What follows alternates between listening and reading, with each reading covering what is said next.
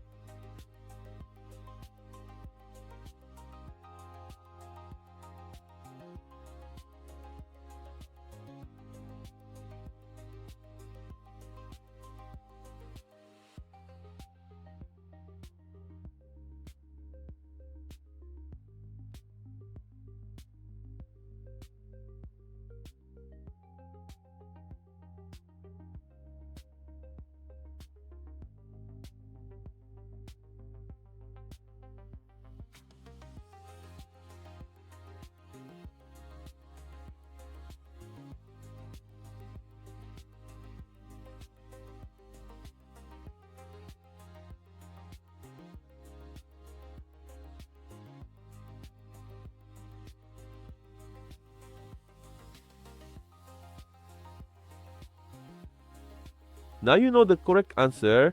If you got it right, comment below. If you got it wrong, don't worry. This type of expression tricks many people. Leave your like and subscribe to the channel and follow the upcoming challenges. See you in the next video.